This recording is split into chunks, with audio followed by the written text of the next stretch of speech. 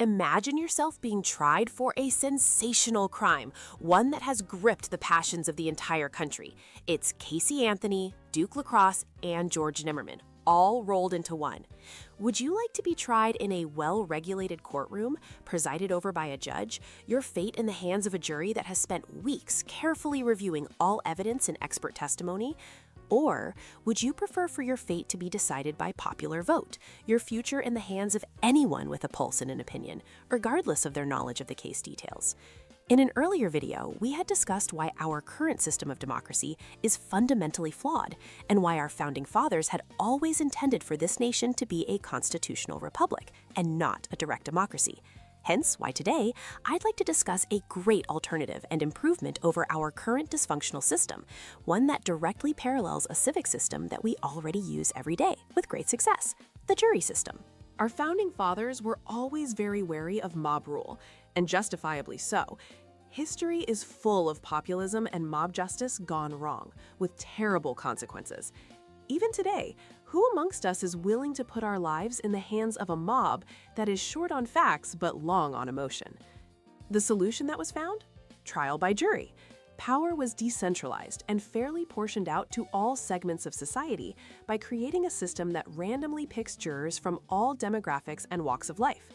But at the same time, the problem of misinformation and emotional decision-making was solved by requiring that the jurors spend weeks sitting in a courtroom, one that is well-regulated by judges and a system of procedures to combat the spread of incorrect and misleading information, one where both sides get to present their best case through facts, evidence, and expert testimony, one where the jury is required to pay full attention to the proceedings and deliberate carefully before finally making their decision.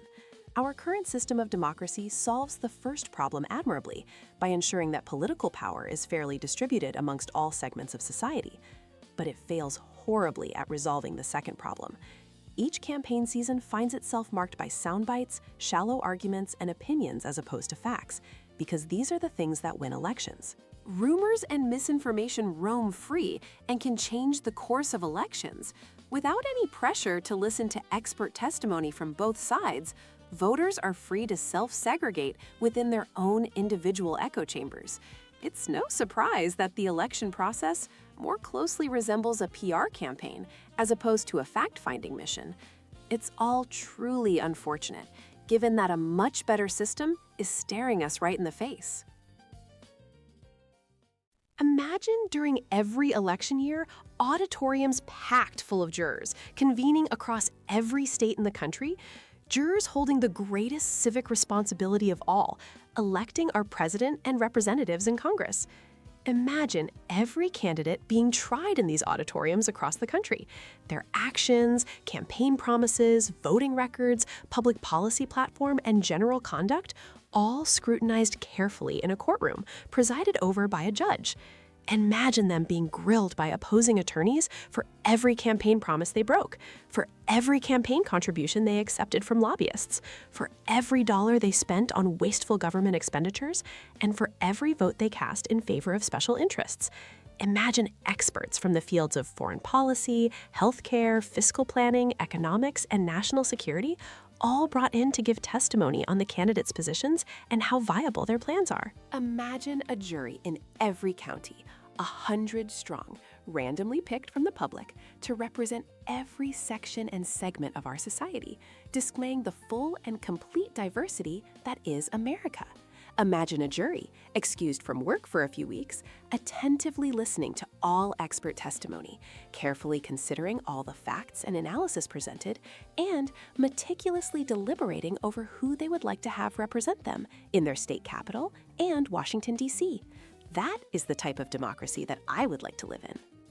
Churchill once famously remarked that the best argument against democracy is a 5-minute conversation with the average voter. The quote is often invoked as an insult against the average Joe, but I don't see it that way. Keeping up with politics, public policy, and current affairs isn't a hobby that most of us dedicate ourselves to, and we shouldn't have to. We all have our own lives to lead, our own stories, problems, and passions that we follow. If every single person was a West Wing aficionado, intent on following every political development, our society would be so much more boring and so much less colorful. Some of us may enjoy reading the news religiously.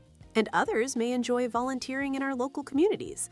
Some of us may enjoy careful deliberation of public policy initiatives in Washington, and others prefer dedicating their lives towards achieving scientific and technological breakthroughs.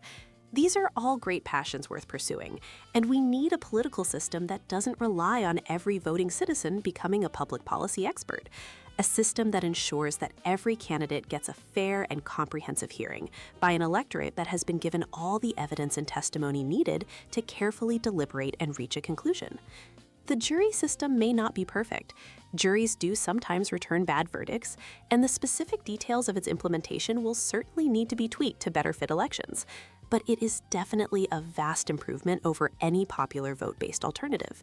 The only difference between jurors and voters are the hundreds of hours that jurors spend listening to all evidence presented by both sides. It's time we applied a similar level of rigor to our democratic process as well. It's time we started conducting our democracy by jury.